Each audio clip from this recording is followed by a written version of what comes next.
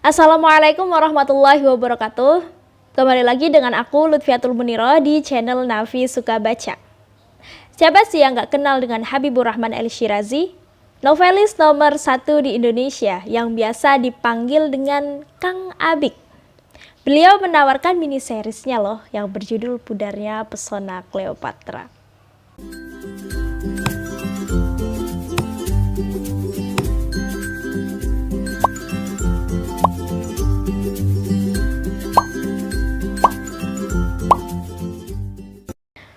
Mini series dalam buku ini menyajikan dua cerita. Yang pertama Pudarnya Pesona Cleopatra itu sendiri, dan yang kedua berjudul Setetes Embun Cinta Niala. Oke, di sini aku akan membahas cerita yang pertama terlebih dahulu, yaitu Pudarnya Pesona Cleopatra.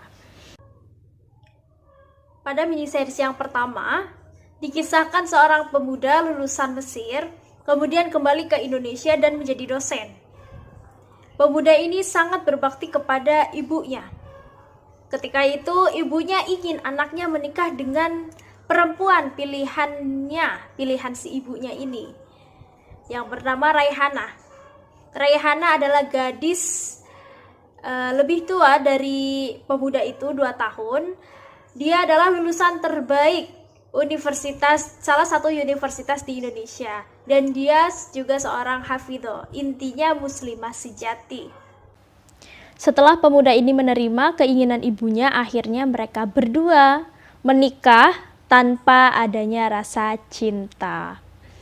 Dan ya, perlu kalian tahu, kehidupan rumah tangga tanpa cinta itu ibarat kata buku tanpa isi. Buku tanpa cover putih, tidak ada nyawanya. Manusia tanpa nyawa, ya hampa gitu. Karena ya memang tidak ada perasaan, bagaimana, jadi hambar gitu. Begitu pula yang dialami oleh si pemuda ini, yang dirasakan oleh pemuda ini. Padahal si Raihana sudah sangat baik sekali menjadi seorang istri, ya, istri sejati lah ibaratnya. Setiap apapun dia selalu mempersiapkan untuk suaminya. Dan Raihana sendiri dia lebih tua dari suaminya, akan tetapi dia memiliki paras baby face, jadi tidak terlihat tua.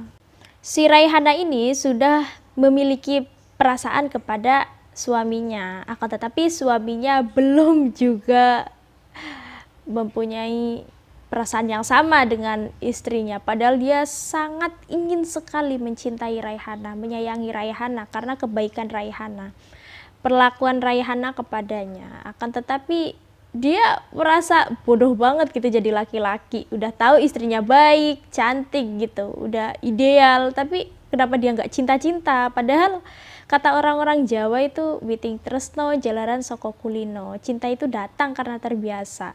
Mereka sudah terbiasa, tapi si cowok ini tidak suka aja sama si Raihana.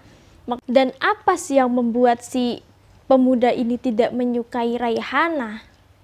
Karena dia sangat mengidam-idamkan istri seperti Cleopatra yang cantik ala Arabia, cantik-cantik ala Timur Tengah, dengan hidung mancung, kulit putih, intinya keindahan fisiknya lah yang melebihi batas, yang ada di ekspektasi dari si suaminya itu. Dan suaminya sering bermimpi tentang Cleopatra, gadis-gadis keturunan Cleopatra lah, intinya gadis-gadis Timur Tengah. Itu yang membuat dia sangat tergila-gila, sehingga istrinya pun dia tidak menyukainya karena parasnya tidak sesuai dengan keinginan dia. Akan tetapi ada masa di mana dia sangat kecewa, dan ini harus kalian cari tahu, kalian harus baca mini series yang pertama ini, Pudarnya Pesona Cleopatra. Itu sangat terharu sih bagi aku ya. Kalian yang suka cinta-cinta yang ubu-ubu gitu ala-ala Islami, kalian wajib banget sih baca bukunya Habibur Rahman El-Shirazi ini, Pudarnya Pesona Cleopatra. Itu mini series yang pertama ya. Oke, kita langsung ke cerita mini series yang kedua, Setetes Embun Cinta Niala. Ada apa dengan Niala? Jadi Niala adalah gadis yang dibesarkan oleh sahabat ibunya yang biasa dipanggil dengan Umi, dan dia mengambil jurusan kedokteran. Uminya sendiri dia mempunyai anak satu, anak tunggal yang bernama Faik, dan masih sekolah di luar negeri atau di Mesir. Jadi Niala ini mendapat surat dari ayahnya sebelum dia wisuda. Ayahnya meminta kepada Niala untuk menikah dengan Roger, anak dari kepala desa. Dan ayahnya tidak enak untuk menolak permintaan dari kepala desa tersebut. Kepala desa itu bernama Haji Cosmas. Dan Haji Cosmas ini banyak membantu Pak Rusli atau bapaknya Niala. Jadi Pak Rusli ini mempunyai hutang kepada Haji Cosmas sebesar 80 juta.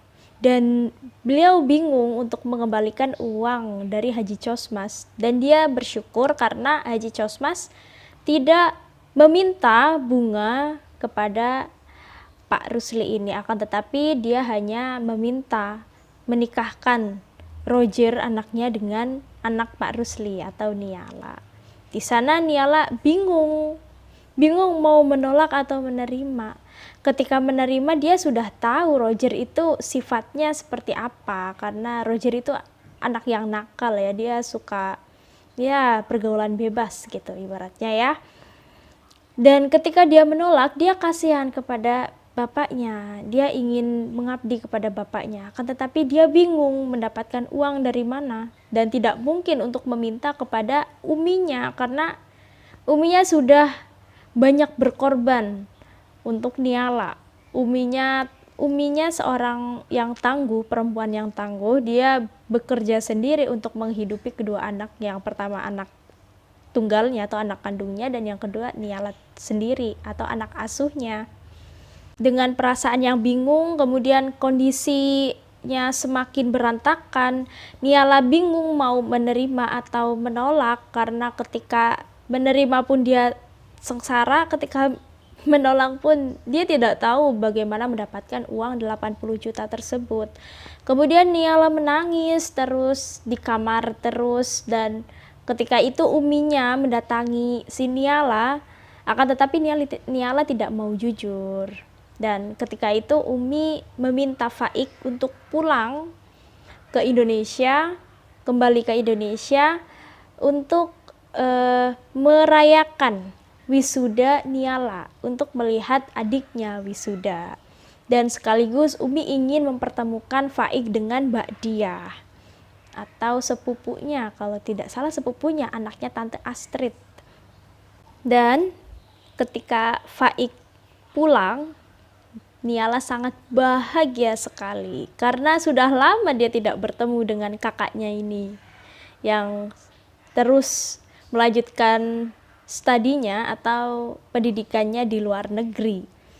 Kemudian keesokan harinya Pak Rusli datang, dia minta dijemput oleh Faik di Terminal Pulau Gadung. Faik ditemani Niala ketika menjemput Pak Rusli di Pulau Gadung, dan di sana Niala bercerita tentang permasalahannya dan dia memohon pertolongan kepada Faik.